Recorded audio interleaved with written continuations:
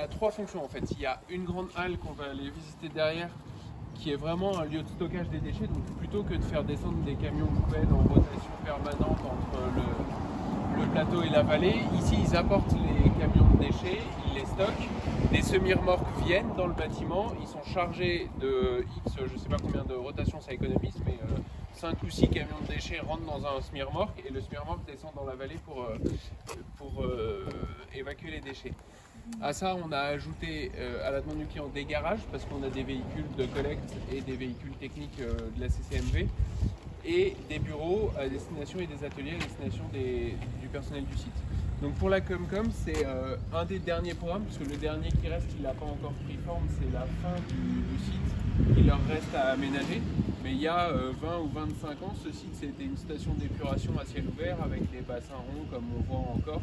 Donc c'est un des accès à la vallée, là, les gorges de la Beaume.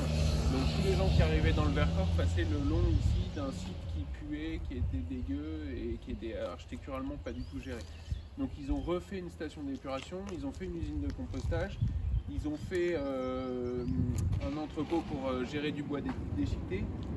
Juste avant ce bâtiment-là, ils ont refait et étendu Vercorlay, donc une partie qui transforme de la production laitière sur le plateau, et donc nous, le quai de transfert. Quand on a démarré ce projet, l'ambition du maître d'ouvrage, c'était de dire, on a fait un effort sur cela, on a du bois. Le bois, on ne sait pas très bien d'où il vient, on a essayé mais ça n'a pas bien marché. Pour ce bâtiment-là, on veut toujours du bois, mais on est propriétaire forestier, si possible qu'il vienne de nos forêts. Donc c'est parti un peu sur cette base-là. En réalité, dans le cadre des marchés publics, on n'a pas réussi à prendre du bois propriété communauté de communes, mais par contre c'est du bois quand même effectivement qu'on a réussi à tracer. Donc tout l'enjeu du projet, ça a été au départ de dessiner un bâtiment qui pouvait répondre à cette double fonction, c'est-à-dire très technique.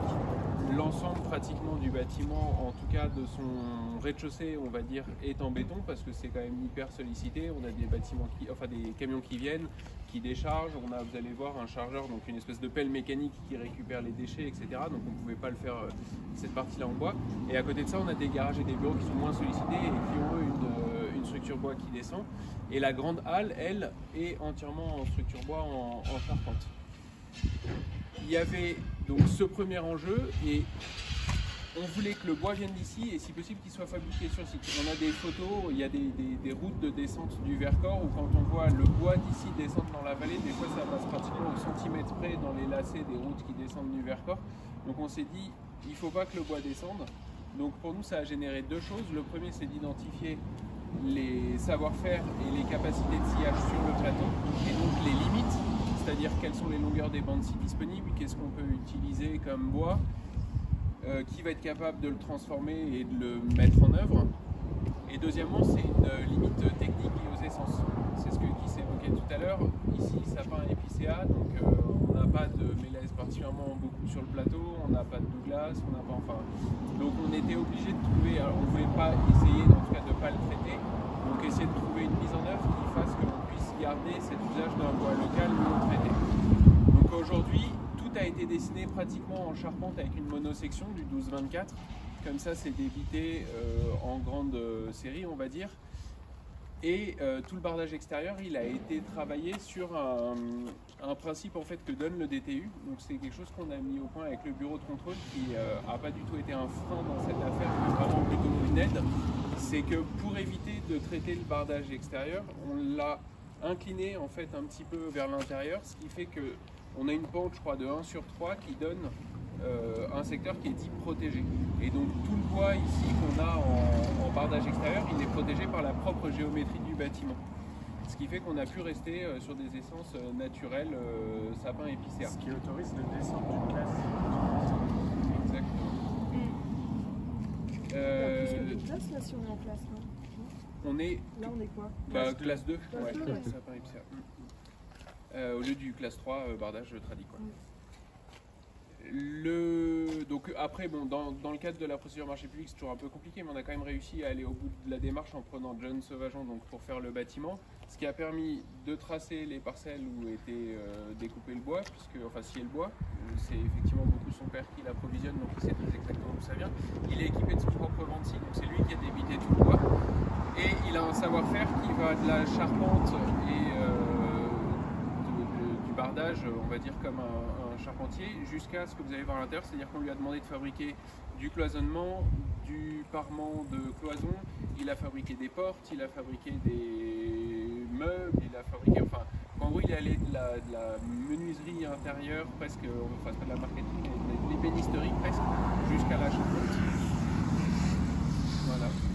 Et du coup, comment vous avez fait dans le marché public pour justement organiser les choses En fait, on a alors deux choses. La première, c'est qu'on a tout dessiné pour que ça reste dimensionné sur des savoir-faire qui étaient disponibles sur le plateau. C'est-à-dire qu'on n'a pas dessiné un truc où tout était enlamé-collé, ou je sais pas quoi, enfin, donc où les gens du plateau n'auraient pas pu répondre parce qu'ils n'avaient pas l'outil. C'était le premier impératif. Et le deuxième, c'est qu'on a demandé, on ne pouvait pas brider strictement la provenance du bois. Et effectivement, par contre, on a demandé aux charpentiers de nous expliquer comment ils assuraient la traçabilité de leur bois et comment ils pouvaient faire en sorte de nous expliquer quel bois ils utilisaient et comment ils en étaient sûrs, etc. Et finalement, la plupart du temps, les charpentiers qui n'ont pas envie entre guillemets de s'embêter avec la filière, bah, en fait, ils en sont incapables parce qu'ils l'achètent en scierie. En scierie, c'est pareil. Aujourd'hui, il y en a assez peu qui sont organisés de façon à trier du bois. Quand ils rentrent du bois, il vient des fois de proches, d'autres fois d'un peu moins, sauf que tout est mélangé en scierie et que derrière, quand ça ressort, ils ne savent pas vous dire d'où ça vient, quoi. Et voilà. Et donc John, là-dessus, il a eu des points aussi parce que lui, il était capable. Et puis après, bah, il a entre guillemets joué le jeu et donc financièrement, il est rentré aussi dans le cadre. Il y a eu une vraie mise en concurrence, mais en tout cas, il n'avait pas de frein pour pouvoir être très compétitif, quoi. Il s'est fait disputer la place, et en fait, la deuxième chose qu'on avait aussi, c'est que ce que disait Nicolas, la demande de départ, c'était est-ce que vous pouvez utiliser le bois de nos communes forestières? Donc, c'est ce que disait Nicolas, on leur a dit, mais dans ces cas-là, on va essayer d'utiliser le bois, 2 qui ne descendent pas, et 3 aussi de l'utiliser dans un maximum d'utilisation.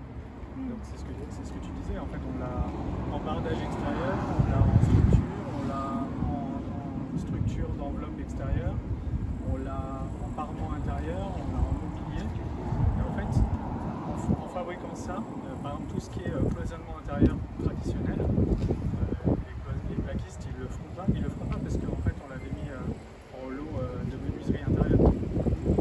Tous les habillages intérieurs c'est pareil. Et en fait John, ça lui a permis pouvoir répondre sur tous les lots et d'être assez compétitif parce que finalement c'est un gros volume traité de façon. Il était un peu avantagé par rapport aux charpentiers qui voulaient prendre que la partie extérieure mais qui ne voulaient pas traiter la façade rideau, etc. Si je peux juste vous permettre, autant que résident du plateau, usager du bâtiment, pour moi qui est le plus spectaculaire de ce bâtiment, c'est si on se met là. En fait, on voit la montagne derrière qui est couverte en épiceur. Et en fait, on parle souvent de l'idée d'utiliser les ressources qu'on trouve sous nos pieds ou devant nous. Et là, on voit littéralement la provenance du bois et l'ouvrage qui est réalisé dans cette bois en fond d'écran, quoi.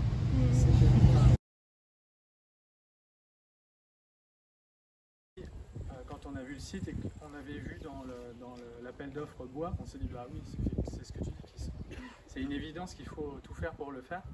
Et ce qu'on leur a proposé aussi, en plus de l'utiliser dans un maximum d'usages, c'était plutôt à l'attention des artisans, c'était de se dire on met le bois dans quasiment tous les états de transformation. Donc en extérieur, c'est du bois brut de sciage, il n'est pas déligné, il est vraiment, c'est une seule étape de découpe après la grume. Ensuite, quand on rentre à l'intérieur, les lambourdes, elles sont comme chez Kissé Marie, elles sont brut de sciage non raboté. Ensuite, pour les assemblages, par contre, c'est raboté. Ensuite, à l'intérieur, c'est raboté, rectifié et on commence à avoir des traitements.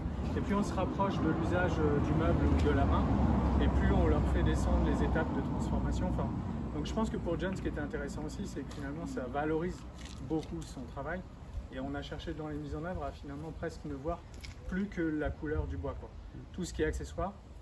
Le béton, les bardages, c'est du mélange de béton, enfin de ciment et de bois, mais c'est le ciment qu'on voit, les tôles d'alu, enfin tout ce qui est accessoire, on l'a fait gris et neutre pour qu'à l'intérieur des bâtiments, à l'intérieur de la lave comme à l'extérieur, on essaie de valoriser le bois qui nous avait été demandé.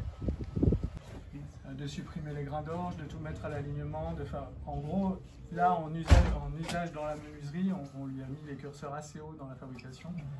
Et donc il a accepté, on va dire, en restant dans l'épure du projet, l'épure économique, de traiter, on va dire, la partie principale. Et vous verrez que par exemple sur les portes secondaires, on a accepté qu'il y ait des variations et que ce ne soit pas tout à fait le même travail de menuiserie, même si les portes sont très belles. Mais ce sujet-là, je dois dire que pour nous c'était très confortable, parce qu'en 2013 on avait visité dans les pays de Nantes avec Dominique Gozin-Müller tout un tas d'entreprises bois avec des gens du Vorarlberg. Et les charpentiers du Vorarlberg, ils étaient vachement surpris de deux choses par rapport à la culture française. La première, c'est le nombre d'essences qu'on utilisait, y compris beaucoup de feuillus. Et la deuxième, c'est la très forte distinction d'échelle. C'est que chez eux, en fait, c'est la même personne qui travaille du millimètre au centimètre, de la charpente à la menuiserie. Alors qu'ici, c'est tout très cloisonné quand même. Et de ce point de vue-là, on a été très très gâtés parce que John, il est capable de faire toutes les échelles.